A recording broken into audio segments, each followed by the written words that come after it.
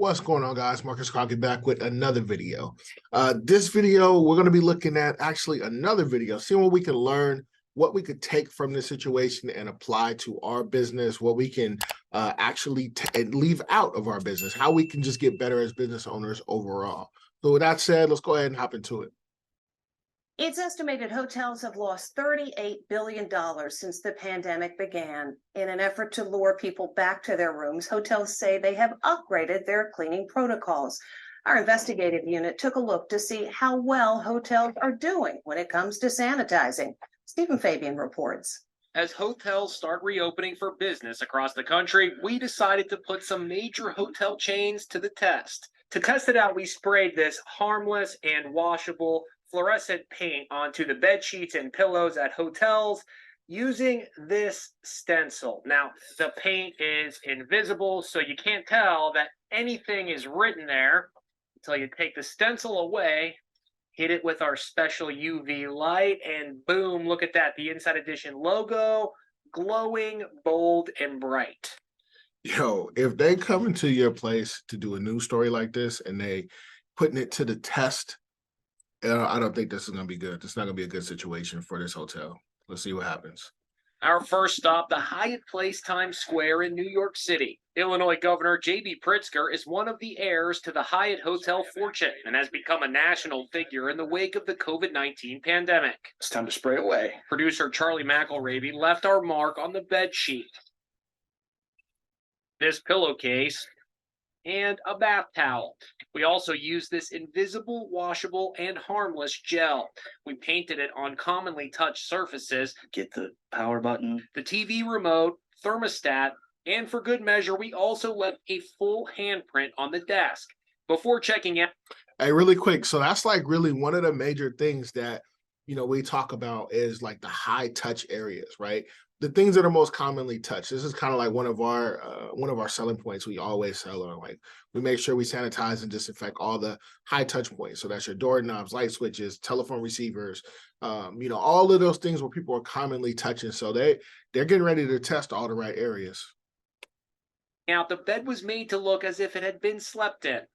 The following day, we booked the same room. Let's take a look.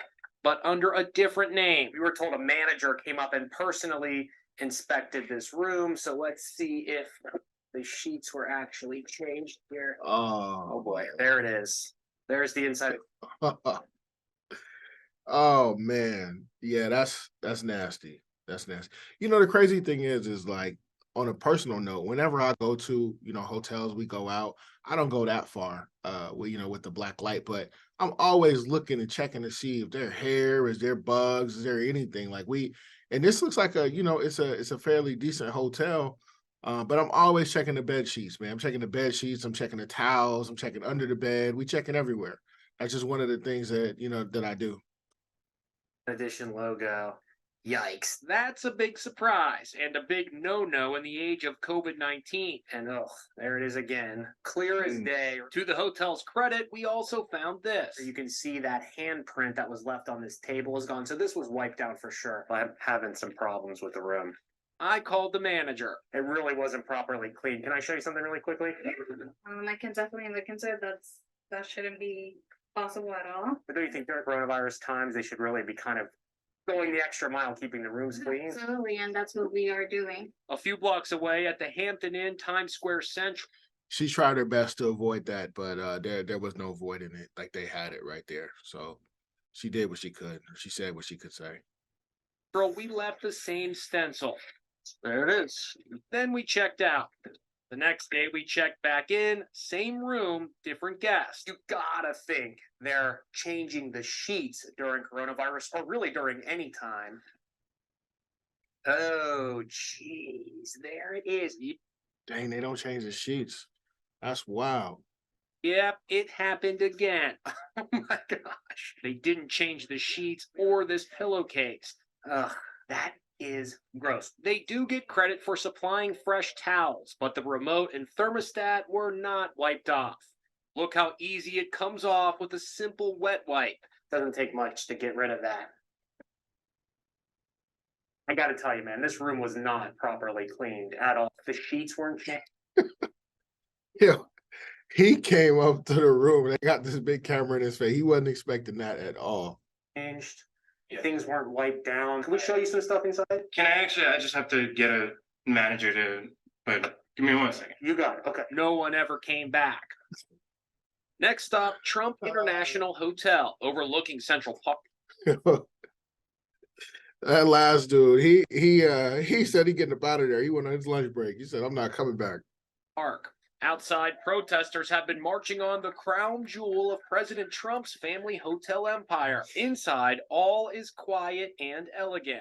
This room we rented went for nearly $600 a night. This room at the Trump Hotel comes with this card that says they're taking meticulous care to make sure guest rooms are immaculate. So let's see if that's true. Let's put this to the test. We sprayed and sprayed here too. All right, so we just checked into the same exact room under a different name. They actually gave us this PPE welcome kit with some cleaning supplies and a mask. Let's give this room a look over and see if it's actually clean. That palm print we left, still there.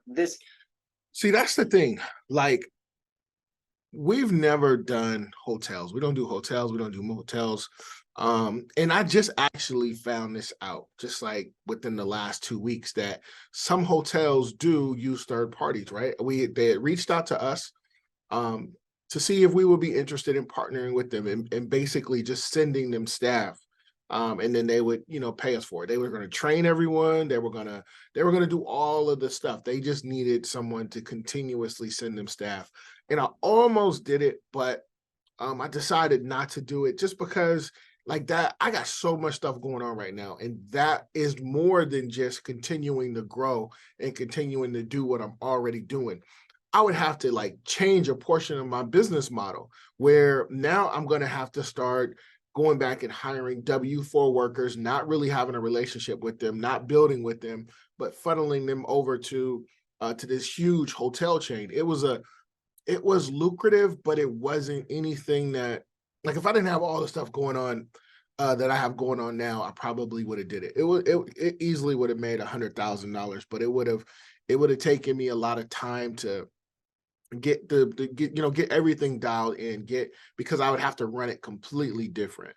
But I'm only saying that to say, like, they do have third parties. Some of these hotels, they do use third parties, but the hotel should be training them on how to do, on how to change things out. And one of the things, I'm not going to say the name of the hotel, but one of the things that that she had asked was like, okay, well, if you guys don't want to do the rooms, how much would you charge for just to come in, take all the linen out, all the towels, all the blankets, all the sheets, just take that out, put it in the cart and just go room to room to room. How much you charge for that?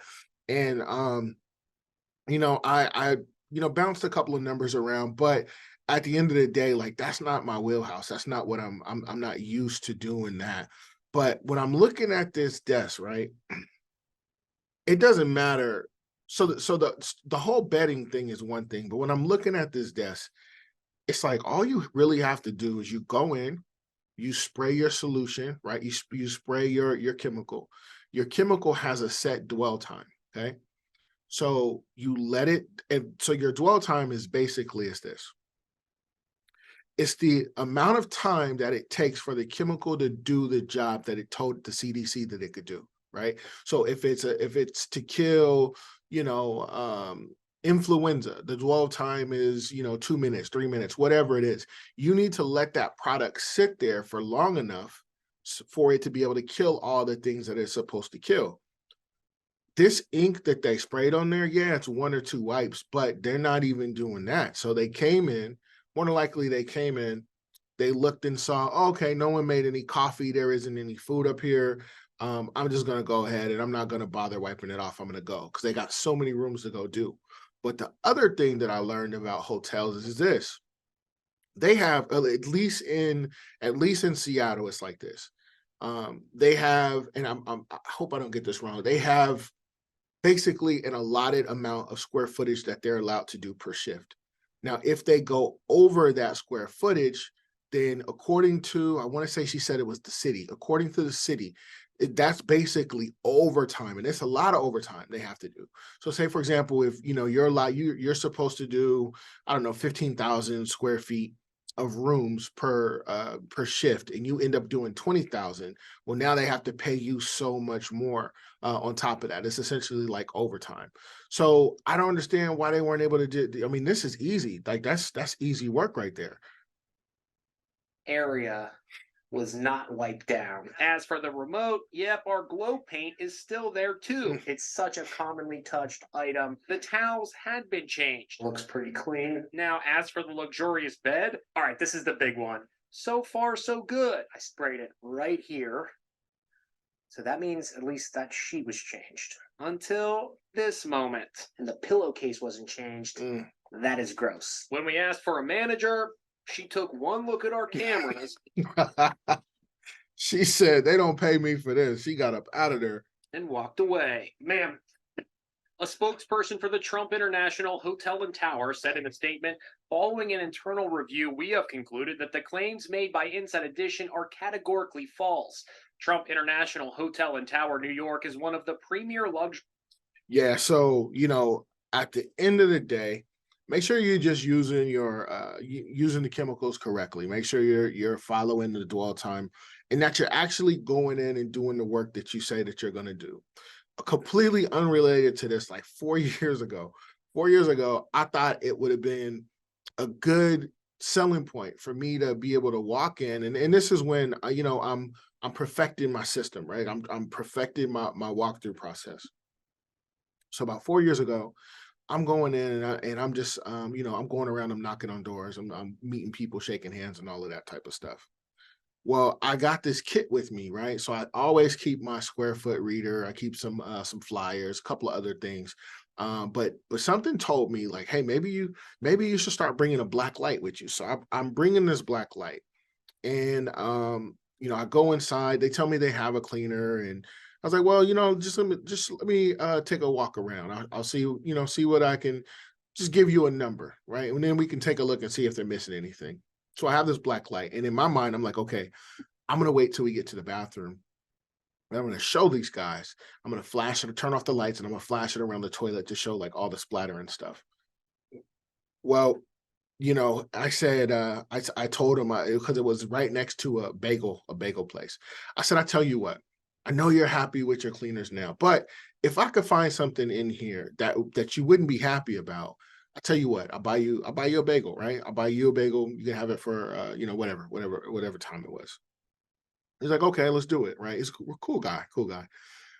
So we go around, get to the bathroom. I hit the light. I'm like, okay, man. Um, I'm not gonna owe you this bagel after you see this. Watch this. And I turn the light off. Me just being like thinking I know everything, thinking I'm, just trying to really sell this guy. So we hit the lights, I turned the black light on, and the bathroom was clean, right? There was nothing in there that it was embarrassing, right? So I had to take my L. I took my L. I bought him a bagel. This was a couple years ago, but the crazy thing is that every now and then we'll still talk. He'll send me an email. I send him an email. He still has the same company. They're still happy. But I'm pretty sure that if anything were to happen with the other company, if they were to go out of business or sell the business or whatever, they definitely will reach out. Just from and then just me being taking an extra step, trying to figure out things as I went along. That's one of the things that stuck with him. Even though I took an L that day, it may end up turning into a win later on. But at the end of the day, let's make sure we're going in, doing all the stuff we're supposed to do. Make sure that we're following the directions on all of these sprays, and we're just going through the scope of work and making sure that everything is completed, and then also doing follow-ups with whether it's a manager or whether it's an inspector, to making sure that when the customer comes in, that they're getting exactly what they paid for, right? So guys, that's it for today's video. But like I say, in the game of business, spectators are going to watch, hustlers get into the game so they can win. I'm always dropping jewels. Just make sure you're in position to pick them up. You do that by liking, commenting, and subscribing. Once again, my name is Marcus Crockett. I'll catch you in the next one. Peace.